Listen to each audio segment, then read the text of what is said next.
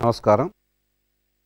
ఈరోజు మన పాఠ్యాంశం మానవ మూల్యములు వృత్తి ధర్మాలు అనే దాంట్లో ప్రకృతి మరియు అస్తిత్వంతో గల సంబంధాన్ని ఈరోజు వివరించుకునే ప్రయత్నం చేద్దాం. మనం తెలుసుకున్నాము మానవుని యొక్క లక్ష్యము ఏమిటి అనుకున్నట్లయితే నిరంతర సంతోషము. ఈ నిరంతర సంతోషము అనేటువంటిది మన యొక్క వ్యక్తిగత స్థాయిలో ఉండాలి. అంటే నాలో ఉండాలి, నీలో ఉండాలి, వ్యక్తిగత స్థాయిలో ఉండాలి. అదేవిధంగా ఈ నిరంతర సంతోషం మన కుటుంబంలో కూడా చూడగలగాలి. దాంతోపాటుగా మనము సమాజంలో కూడా దాన్ని మనము చూడగలగాలి. దీంతోపాటు ప్రకృతిలో కూడాను నిరంతర సంతోషాన్ని మనము ప్రదర్శించబడాలి, మనం చూడగలగాలి. దాని దృష్ట్యా మనం ఈరోజు చెప్పుకునే అంశము ప్రకృతి మరియు అస్తిత్వము. ఈ మన యొక్క ప్రస్తావన అనుకుంటున్నాము. ఏమిటి మన ప్రస్తావన అన్నట్లయితే ప్రకృతి మరియు అస్తిత్వంలో మనకు ఉన్నటువంటి నిరంతర సంతోషము, సహజ స్వీకృతి, నిరంతరంగా సంతోషం ఉండటం అనేటువంటిది, ఉభయ సంతోషం అందరికీ ఉంటుంది. దీనికి కావలసినటువంటి అనుభవము, ప్రమాణము, బోధ, సంకల్పము. ఇక్కడే మనకు ఒక ప్రశ్న ఉత్పన్నమవుతుంది. ప్రకృతి పట్ల మనకు సరైనటువంటి అవగాహన, సంకల్పము, బోధ అనేటువంటిది తెలియడం లేదు. ఉన్నది అనుకుంటున్నాం కానీ ప్రకృతిని మనం సరిగా అర్థం చేసుకోవడం లేదు. ఏమిటండి అనుకున్నట్లయితే ఒకసారి మనం ప్రయత్నం చేద్దాం. చూడండి, ఇక్కడ 4 అంచెలు అనుకున్న సమాజము ఉంది. సమాజంలో మనకు అభయము ఉండాలి కానీ భయం ఉన్నది. ప్రకృతిలో చూడండి మనకు సహ అస్తిత్వం ఉండాలి కానీ ఆధిపత్యం ఉన్నది. అంటే గత లెసన్లో కూడా మీరు ఏమని చెప్పుకున్నాము, స్వయంలో సమాధానం ఉండాలి కానీ మనకు సమస్య ఉంటుంది, శరీరంలో ఆరోగ్యం ఉండాలి కానీ అనారోగ్యం ఉంటుంది, కుటుంబంలో న్యాయం ఉండాలి కానీ అన్యాయం జరుగుతుంది, సమాజంలో అభయం ఉండాలి కానీ భయం ఉంటుంది. ఈ అంశాలన్నీ కూడా మనం పూర్తి చేసుకున్నాం గత లెసన్స్లో 2 కూడా. ఈరోజు మనము ప్రకృతి గురించి సహ అస్తిత్వం కలిగి ఉండాలి కానీ ఆధిపత్యం చూస్తున్నాం. అంటే మన యొక్క దృష్టిని బట్టి సృష్టి ఉండాలి అనుకుంటున్నాం కానీ ఏం జరగాలి? సృష్టిని బట్టే దృష్టి ఉండాలి. దీని గురించి మనం తెలుసుకునే ప్రయత్నం చేద్దాం. చూడండి, ప్రకృతితో సంబంధాలు, ప్రయోజనాలు. ప్రకృతిలో మనకు మొత్తము 4 రకాలైనటువంటి భాగాలుగా మనం చూసుకోవచ్చు. 1 పదార్థ స్థితి, 2 ప్రాణస్థితి, 3 జీవస్థితి, 4 జ్ఞానస్థితి. పదార్థ స్థితి, పదార్థ స్థితి అంటే నేల, నీరు, గాలి మొదలైనవి. మన భూమిపైన, మన భూమి లోపల ఏవైతే ఉంటాయో అంటే పైన ఉండే వాతావరణము, గాలి, స్పేస్ అంటాం దాని గురించి. భూమిపైన ఉన్నటువంటి ఖండాలు, నదులు, ఖనిజాలు, భూమి లోపల ఖనిజాలు, వీటన్నిటినీ కలిపి మనం ఏమంటామంటే పదార్థ స్థితి అంటాం. ఒకసారి చూడండి, ఈ యొక్క మనము ఈ ట్రయాంగిల్ చూసినట్లయితే పదార్థ స్థితి యొక్క భాగం ఎక్కువగా ఉన్నది. దీని తర్వాత వచ్చేటువంటిది ప్రాణస్థితి. అంటే భూమిపైన ఉంటుంది గడ్డి, మొక్కలు, చెట్లు, పండ్లు, పూలు, ఇవన్నీ కూడాను ప్రాణస్థితిలో ఉన్నాయి. మనం తీసుకుంటున్న ఆహారం, పండ్లు తీసుకుంటాం, చెట్ల నుంచి వచ్చేటువంటి పండ్లు తీసుకుంటాం, కొన్ని మొక్కలు మనం స్వీకరిస్తూ ఉంటాం. ఇవన్నీ కూడా మనకు ప్రాణస్థితి ఇస్తాయి. మనకు మన యొక్క ప్రాణాన్ని నిలిపేటువంటివి కాబట్టి ఆ ప్రాణస్థితి ఉండేటువంటివి. అంటే దీనికంటే కూడాను ప్రాణస్థితి అనేటువంటి తక్కువ స్థాయిలో ఉంటుంది. ఆ తర్వాతది జీవస్థితి. జీవస్థితి అంటే జంతువులు, పక్షులు అనేటువంటివి. ఈ జంతు స్థితిలో ఏముంటుంది? ప్రాణస్థితితో పాటుగా నేను, సెల్ఫ్ అనేటువంటిది ఇక్కడ జీవస్థితిలో ఉంటుంది. జంతువులకి ఉంటుంది, పక్షులకు కూడా ఉంటుంది. ఎట్లా ఉంటుందో మనము రాబోయేటువంటి దీంట్లో చెప్పుకుంటాం, ఈ లెసన్లో చెప్పుకుంటాం. జీవస్థితి. ఆ తర్వాత జ్ఞానస్థితి. జ్ఞానస్థితిని ఏమంటాం మనం? మనుషులు అంటే మనం అందరూ కూడాను జ్ఞానస్థితిలో ఉండే వాళ్ళం. ఇప్పుడు పదార్థ స్థితి అనేటువంటిది ప్రాణస్థితికి దోహదకారి. చూసుకోండి, ఇక్కడి నుంచి ప్రాణస్థితికి దోహదకారిగా ఉంటుంది. అదేవిధంగా ప్రాణస్థితి కూడాను పదార్థ స్థితికి దోహదకారిగా ఉంది. ఒకరికొకరికి ఇద్దరు కూడాను సమన్వయం పొందుతున్నాయి, ప్రయోజనాలు పొందుతున్నాయి, ఇచ్చిపుచ్చుకునేటువంటిది. అదేవిధంగా పదార్థ స్థితి నుంచి జీవస్థితికి, జీవస్థితి నుంచి పదార్థ స్థితికి ఇచ్చిపుచ్చుకునేటువంటిది ఉన్నది. అదేవిధంగా ప్రాణస్థితి నుంచి జీవస్థితికి, జీవస్థితి నుంచి ప్రాణస్థితికి ఇచ్చిపుచ్చుకునేటువంటిది ఉన్నది. కాబట్టి ఈ 3 దశల్లో కూడాను అంటే జీవస్థితి, ప్రాణస్థితి, పదార్థ స్థితి, ఈ 3లో కూడాను ఇచ్చిపుచ్చుకునేటువంటిది ఉన్నది. కానీ మన చూద్దాం జ్ఞానస్థితిలో ఉన్నాం. మనం ఏం చేస్తున్నాము? పదార్థ స్థితిని ఉపయోగించుకుంటున్నాం. అంటే భూమిపైన ఉండేటువంటి అన్నీ కూడా ఖనిజాలు, లోహాలు, ఖండాలు, నీరు అన్నిటిని మనం ఉపయోగించుకుంటున్నాం. ప్రాణస్థితిని ఉపయోగించుకుంటున్నాం. గడ్డి, మొక్కలు, చెట్లు, పళ్ళు, పూలు అన్నిటిని ఉపయోగించుకుంటున్నాం. జీవస్థితి జంతువుల్ని, పక్షుల్ని కూడా మనం కావాల్సిన ఉపయోగించుకుంటున్నాం. అంటే మూడిటిని కూడా మనం ఉపయోగించుకుంటున్నాము. ఈ మూడిటికి మనం ఏ రకంగా దోహదకారు అవుతున్నాము? ప్రశ్న. ఒకరొకటి ఇచ్చిపుచ్చుకుంటున్నాయి, మనం కూడా ఇస్తున్నాం, పుచ్చుకుంటున్నాం, కానీ ఏమి ఇస్తున్నాం? ప్రశ్న. కానీ ఇక్కడ మాత్రం జరుగుతుంది. ఇక్కడ ఒక చిన్న విషయం గమనించుకోవాలి మనము. పదార్థ స్థితి అన్ని స్థితుల కంటే పెద్దది. ఈ పదార్థ స్థితి అనేటువంటిది చాలా ఎంత ఉంటుందో చెప్పలేం. ఎన్ని చెట్లైనా మనం అన్ని చెట్లకు కావాల్సినటువంటి భూమి ఉంటుంది ఇక్కడ. ఎన్ని నీరైనా రాండి అన్ని నీటికి కావాల్సినటువంటి భూమి ఇక్కడ ఉంటుంది. ఎన్ని జంతువులైనా కానివ్వండి అన్ని జంతువులకు భూమి ఉంటుంది. కానీ పదార్థ స్థితి కంటే ప్రాణస్థితి తక్కువ స్థాయి, దానికంటే జీవస్థితి తక్కువ స్థాయి, దీనికంటే జ్ఞానస్థితి తక్కువ స్థాయి. కానీ జ్ఞానస్థితిలో ఉండేటువంటి మానవుడు జీవస్థితిని, ప్రాణస్థితిని నిర్లక్ష్యం చేస్తూ తన యొక్క జ్ఞానాన్ని పదార్థ స్థితి మీద ఉపయోగించి ఇదే వృద్ధి అనుకుంటున్నాడు. ఇక్కడే వస్తుంది సమస్య. దాని గురించి వివరంగా వెళ్దాం. ఇప్పుడు ప్రాణస్థితిలో ఉంది. ఎన్ని మొక్కలు మొలిచినప్పటికీ కూడాను భూమి ఉంటుంది. ఎన్ని జంతువులు ఉన్నప్పటికీ కూడాను వాడికి ఆహారం ఉంటుంది. గమనించండి, అడవుల్లో ఉండేటువంటి ఏనుగులు, లేకపోతే జింకలు, పులులు, ఏవైనా సరే మృగాలు ఏవైనా కానివ్వండి, వాటికి ఆహారం మనమేమి తయారు చేసి ఇవ్వక్కర్లా. సహజంగా ప్రకృతి ద్వారానే ఆహారం వాటికి ఇవ్వబడింది. ఇన్బిల్ట్ అయి ఉంది వాటికి. మనకు కూడా ఇన్బిల్ట్ అయి ఉంది. అయితే మనం తయారు చేసుకోవాలి మనకు కావాల్సిన విధంగా. కాబట్టి అన్నిటికంటే తక్కువ స్థాయిలో ఉండేది ఎవరంటే జ్ఞానస్థితిలో ఉండేటువంటి మానవుడే తక్కువలో ఉన్నాడు. ఎంతమంది మానవులు ఉన్నప్పటికీ కూడాను మనకు భూమి మీద అవకాశము ఉంటుంది. అయితే దీన్ని సరిగ్గా ఉపయోగించుకుంటున్నామా లేదా అనేటువంటిది ప్రశ్న. ఇక్కడే సమస్య వస్తుంది. అందుకని క్వశ్చన్ మార్క్ వేశాం. ఇప్పుడు దీని గురించి వివరంగా తీసుకుని ప్రయత్నం చేద్దాం. ప్రకృతితో సంబంధాలు, ప్రయోజనాలు. మనకు వ్యవస్థలు ఉన్నాయి. పదార్థ స్థితి చెప్పుకున్నాము, ప్రాణస్థితి, జంతువు, మానవుడు చెప్పుకున్నాం. మానవుడు అంటే జ్ఞానస్థితి. పదార్థ స్థితి వ్యవస్థలు వస్తు రూపంలో పదార్థము మట్టి, గాలి, నీరు. మట్టి అంటే ఏమిటి? గాలి అంటే నీరు అంటే ఏమిటి? అంటే పదార్థ స్థితిలో వీటికి అంతమంటూ లేదు, చాలా ఉన్నది. అయితే పదార్థం పెరగదు. ఎంతైతే ఉందో తిరిగి అంతే ఉంటుంది. అయితే రూపాంతరం చెందుతుంది. ఫర్ ఎగ్జాంపుల్ మట్టి ఉంది. ఆ మట్టిని మనం ఏం చేస్తాము? ఎక్కడో గొట్టం మట్టి తవ్వుకొచ్చేసేసి కుండలు తయారు చేసుకుంటాము, లేకపోతే ఇంకేదైనా చిన్న వస్తువులు తయారు చేసుకుంటాం, కుండీలు తయారు చేసుకుంటాం. ఆ మట్టి అంత అయిపోయిన తర్వాత ఏమవుతుంది? తిరిగి భూమిలో కలిసిపోతుంది. మళ్ళీ తిరిగి ఎక్కడో ఒక దెబ్బగా తయారవుతుంది. పెద్ద కొండ ఉంది, ఆ కొండని పగలగొట్టుకొస్తాం, రాళ్ళు తయారు చేస్తాం, పెద్ద పెద్ద బిల్డింగ్లు కట్టుకుంటాం. మళ్ళీ ఎప్పుడో కొలాప్స్ అయిపోయింది అనుకోండి, అది మొత్తం తిరిగి మళ్ళీ పదార్థ స్థితి చేరిపోతుంది. కాబట్టి పదార్థ స్థితిలో వృద్ధి ఉండదు. పదార్థ స్థితిలో వృద్ధి ఉండదు. ఏదైతే ఉందో అది తిరిగి చేరిపోతుంది. గాలి, నీరు కూడా అంతే. ఇంకొక ఉదాహరణ చెప్తాను చూడండి. బొగ్గు ఉన్నది. బొగ్గు బయటికి తీసాం, కాల్చేసాం. కాల్చిన తర్వాత ఏమవుతుంది? మనకు అది పొగ రూపంలో కొంత వస్తుంది, బూడిద రూపంలో కొంత వస్తుంది. అంటే బొగ్గు అంతా నాశనం అయిపోయిందా అంటే కాదు, అంతరించిపోలేదు. బొగ్గు యొక్క రూపాంతరం చెందింది. ఏ రూపంలో చెందింది? వాయు రూపంలో కొంత పోయింది, బూడిద రూపంలో కొంత వచ్చింది, మరొకటేమో మనకు వాతావరణంలో కలిసిపోయింది. తిరిగి ఎప్పుడో తన యొక్క స్థితిని చేరుకుంటుంది. కాబట్టి పదార్థం అనేటువంటిది వాటికి అంతము లేదు, రూపాంతరం చెందుతుంది, తాత్కాలికంగా తిరిగి తన యొక్క స్థానాన్ని పొందుతుంది. కాబట్టి అదే ఉంది. కానీ ప్రాణస్థితి, వృక్షాలు, జంతువులు. ప్రాణస్థితికి ప్రాణం ఉంటుంది, వృక్షాలకు జంతువు ప్రాణం ఉంటుంది. అదేవిధంగా జంతువుకి జంతు శరీరము నేను. జంతువుకి ఏముంటుంది? వీటితో పాటుగా శరీరం ఉంటుంది, సెల్ఫ్ కూడా ఉంటుంది. అంటే వీటికి ఒక పదార్థము ఉన్నది, వీటికి ఒక ప్రాణము ఉన్నది, దాంతోపాటుగా నేను అనేటువంటి సెల్ఫ్ కూడా వీటికి ఉన్నది.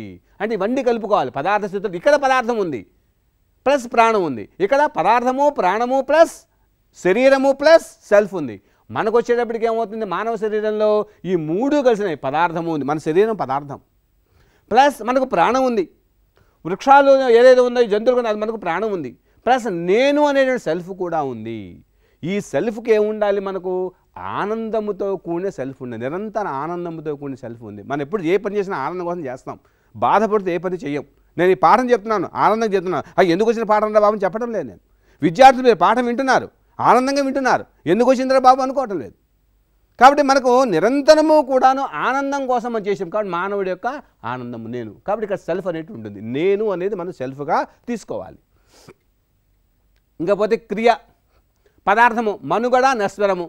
మనుగడ ఉంటుంది, నశించిపోతుంటుంది. అంటే అది తిరిగి ఉత్పన్నం కాదు, పెరగదు, కానీ ఉన్నదాన్నే దాని యొక్క మనుగడ కొనసాగిస్తుంది. ఇందా చెప్పుకున్నట్టుగా మట్టి, లేకపోతే భూమిని తీసినటువంటి మట్టిని కాల్చి ఇటుకలు తయారు చేస్తాము, ఆ ఇటుకలతో గోడ కట్టుకుంటాము, ఎప్పుడో గోడ పెద్ద బిల్డింగ్ కడతాము, అయిపోయింది, తిరిగి మళ్ళీ మట్టి రూపంలో అది కలిసిపోతుంది. కాబట్టి మనుగడ సాగిస్తుంది, నశ్వరం కూడా అయిపోతుంది. అదేవిధంగా ప్రాణస్థితిలో ఉన్నటువంటి మనుగడ, నశ్వరము, శ్వాసక్రియ, ఇక్కడ ఉచ్ఛ్వాస నిశ్వాస అనేవి ఏవైతే ఉన్నాయి మనకు తెలుసు. వృక్షాలు ఆక్సిజన్ ఇస్తుంది, కార్బన్ డైఆక్సైడ్ ఇస్తుంది, రెండు కూడా.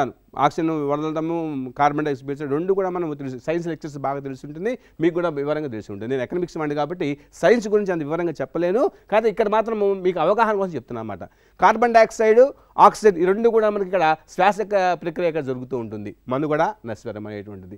ఇంకా జంతువులకి మనుగడ, నశ్వరము, శ్వాసక్రియ, నేనులో నిర్ణయము, ఇది వెరీ వెరీ ఇంపార్టెంట్. నేనులో నిర్ణయం. ఇక్కడ నేను ఏమిటి అనేటువంటిది జంతువుకు ఉంటుంది.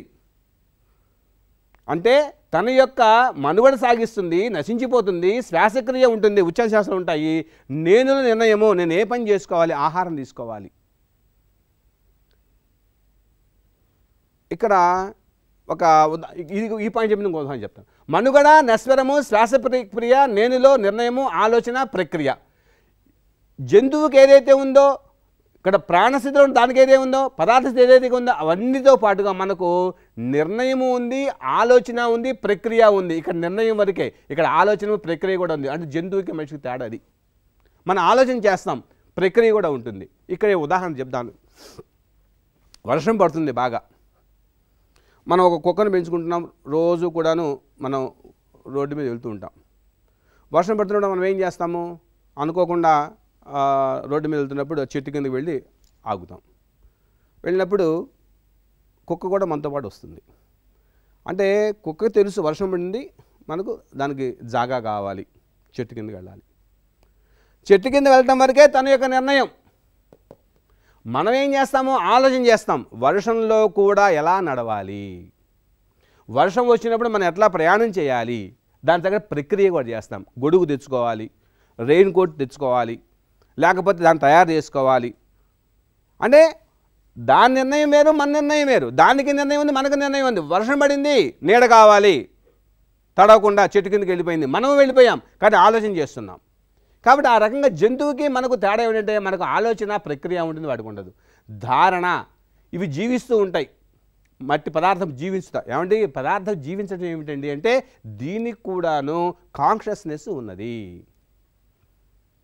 ఇప్పుడు ఈ రూమ్ ఉంది, ఈ రూమ్లో చుట్టూ కూడా గోడలు ఉన్నాయి, ఆ గోడల్లో కూడాను కాన్షియస్నెస్ ఉంది.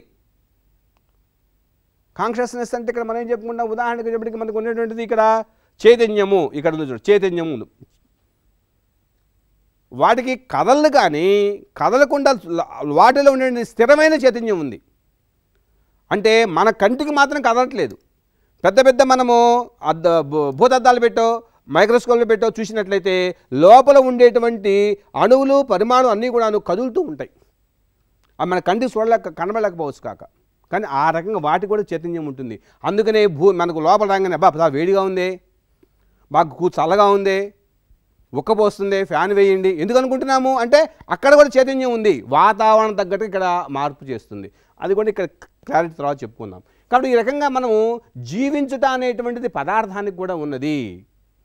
అదేవిధంగా జీవించటము, ఎదగటము, ప్రాణాలు బతుకుతూ ఉంటుంది, పెరుగుతూ ఉంటుంది. చెట్టు మనం గమనిస్తూ ఉంటాం, చిన్న చెట్టు అలా ఏడాది పెరుగుతూ ఉంటుంది, అలా గమనిస్తూ ఉంటాం.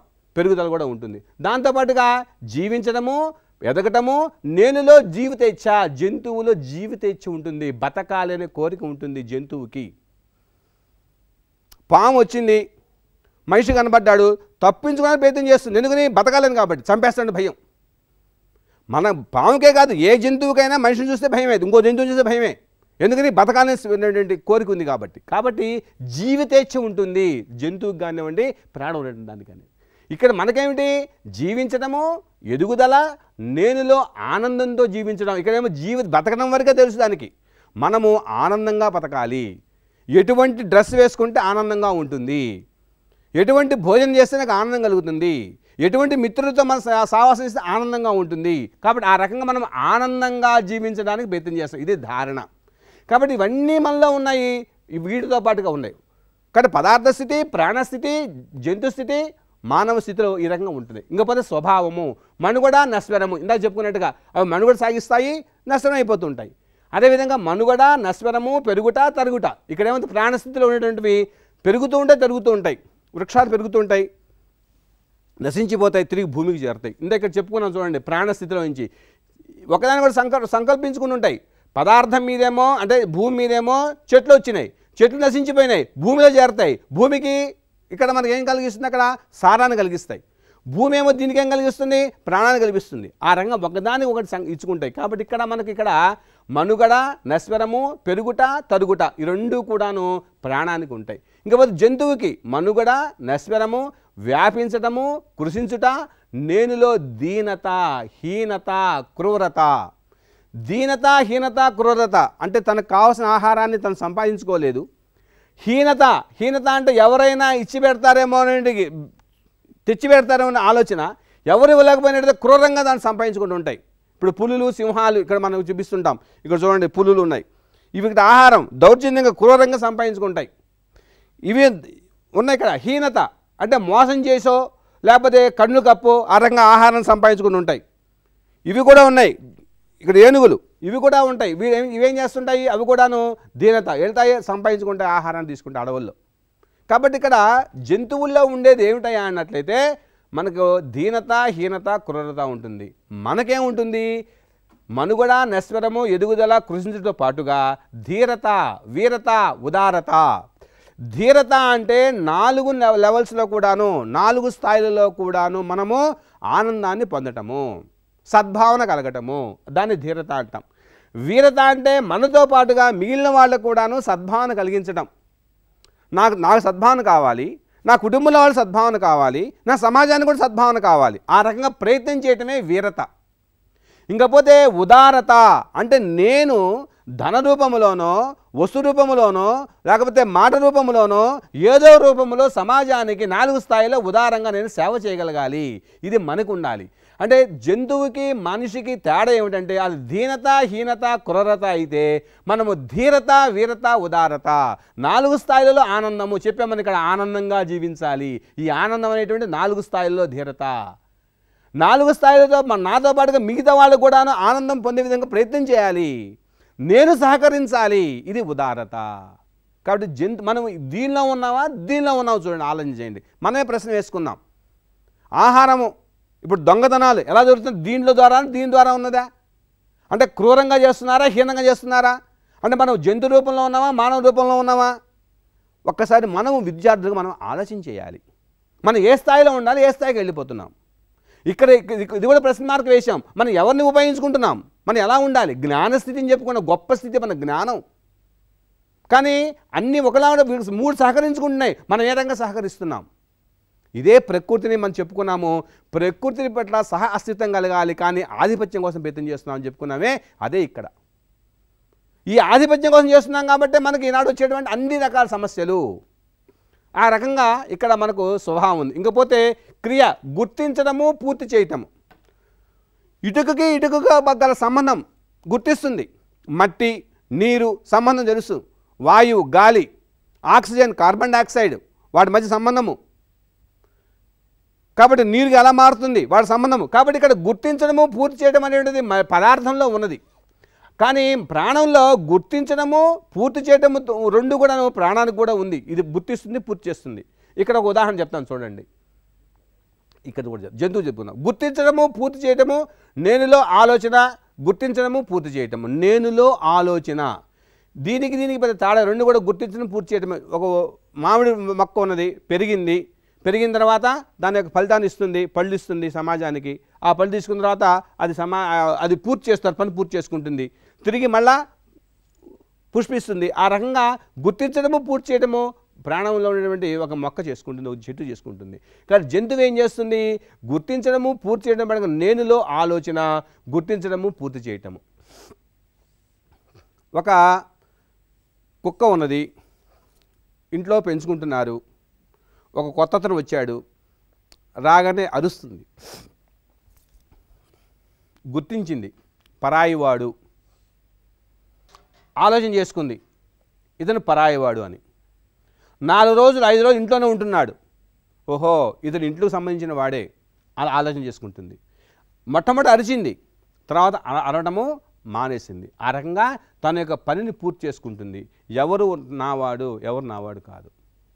కానీ జంతువులకి ఆ యొక్క గుణం ఉంటుంది.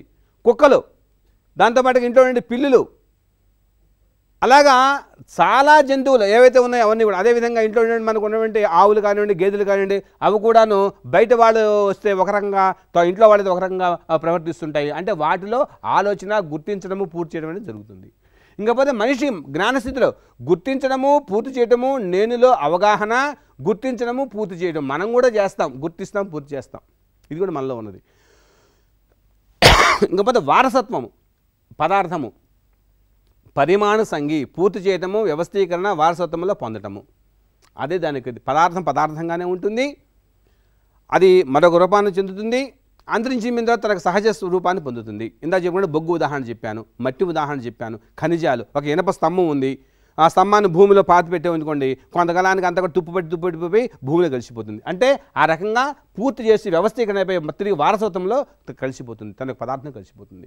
ప్రాణస్థితి, బీజానుసంగి, విత్తనం నుండి గ్రహిస్తుంది. విత్తనం నుండి మాత్రమే ప్రాణం వస్తుంది. చెట్లన్నీ కూడా విత్తనం నుంచి వస్తాయి. అయితే కొన్ని చెట్లు మాత్రము జంతువు స్వీకరించిన తర్వాతనే భూమి మీద పడిన తర్వాత అవి వృక్షాలుగా వస్తాయి. అది కొత్తగా నాకు ఈ మధ్య ఈ హ్యూమన్ వాల్యూస్ ట్రైనింగ్లోనే తెలుసుకున్నాను.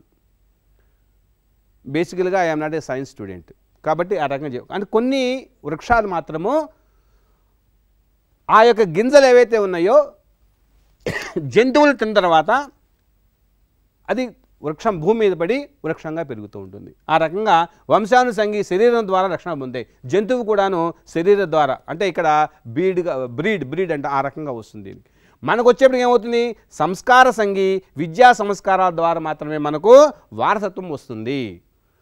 మా నాన్నగారు టీచరు, నేను టీచర్ కావాలని లేదు. ఒక ఆయన డాక్టరు, కొడుకు డాక్టర్ కావాలని లేదు. ఒక ఆవిడ తల్లి సంగీతం ప్రియురాలు, సంగీత విద్వాంసురాలు, తన కూతురు విద్వాంసురాలు కావాలని లేదు. అంటే జంతువు తన యొక్క వంశానుసంగి ప్రకారంగా శరీర లక్షణాలు పొందుతుంది. కానీ ఇక్కడ మానవుడి విషయం వచ్చేప్పటికీ శరీరాన్ని మాత్రమే పొందుతాడు, కానీ ఆలోచనలు, సంస్కారాలు మాత్రము వేరుగా ఉంటాయి. అది కేవలం సంస్కార సంగి, విద్యా సంస్కారాల ద్వారా మాత్రమే మానవుడు జ్ఞానస్థితికి వెళతాడు. ఇక్కడ చెప్పుకున్నాం, శిక్షా సంస్కారాల వల్ల మాత్రమే మనిషి జ్ఞానస్థితిలో ఉంటాడు. లేకపోతే ఈ శిక్షా సంస్కారాలు లేకపోతే మనిషి దేనిలో ఉంటాడు అన్నట్లయితే ఇదిగో మనం అనుకున్నవే జీవస్థితిలో ఉంటాడు. వీడికి జ్ఞానం లేదు. మనకు జ్ఞానం కావాలన్నట్లయితే శిక్షా సంస్కారం కావాలి, విద్య కావాలి. విద్య ద్వారానే మనం ఉంటాము. కాబట్టి ఇక్కడ శిక్షా సంస్కారం అంటే ఇక్కడ అనుకరణ, అనుసరణ, అనుశాసనము, స్వానుశాసనము ఇవన్నీ కూడా మనకు కావాలి. ఆ రకంగా శిక్షా సంస్కారాల ద్వారా మాత్రమే మనిషికి విజ్ఞానం వస్తుంది. ఇది వారసత్వము. ఆ రకంగా ప్రకృతితో మనము సంబంధాలు, ప్రయోజనాలు పొందాలి. మనిషి మాత్రము సంబంధాలను కలిగి లేడు, ప్రయోజనాలు పొందుతున్నాడు.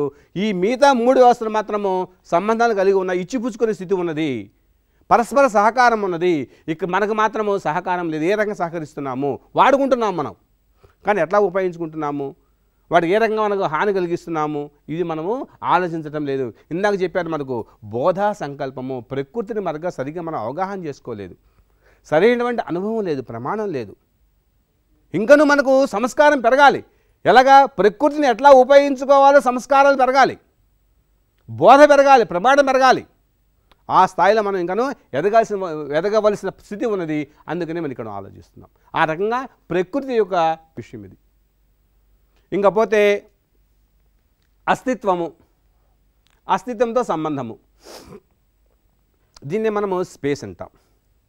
స్పేస్లో 2 రకాలైనవి ఉన్నాయి. ఒకటి ఎకాయి, 2 మహాకాశము. ఎకాయి అంటే యూనిట్స్ అంటాం ఇంగ్లీష్లో, ఇక్కడేమో స్పేస్ అంటాం. తెలుగులో ఎకాయి, మహాకాశము. ఎకాయి అంటే ఏమిటి? ఎకాయి అంటే ఇక్కడ చూడండి, ఇది సౌర కుటుంబము, అవర్ సోలార్ సిస్టమ్. మనకు మొత్తం కూడాను నవగ్రహాలన్నీ కూడా గ్రహాలకు తిరుగుతూ ఉంటాయి. ఒక్కొక్కటి ఒక్కొక్క యూనిట్. ఈ యొక్క మహాకాశములో యూనిట్స్ అనేటువంటివి లెక్కించలేము, ఎన్నున్నాయో చెప్పలేము.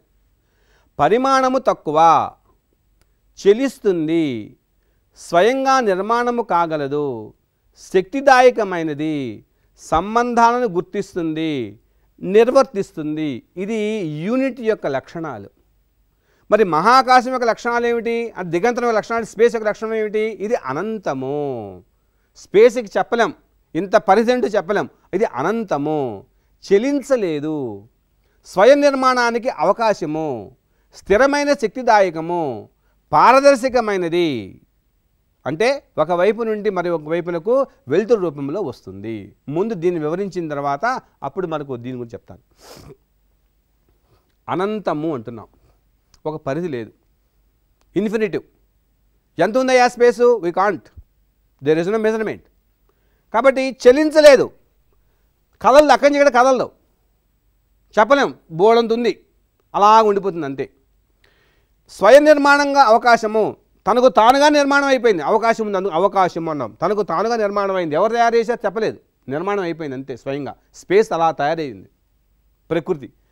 పారదర్శకమైనది, ఒకవైపు నుండి మరోవైపుకి వెలుతురు రూపంలో ఉంటుంది. ఇప్పుడు నేను ఉన్నాను, మిమ్మల్ని చూస్తున్నాను, మధ్యలో ఏమీ లేదు, దీనే స్పేస్ అంటాం. అంటే నీకు నాకు మధ్యలో ఏదైతే ఉన్నదో అదే స్పేసు.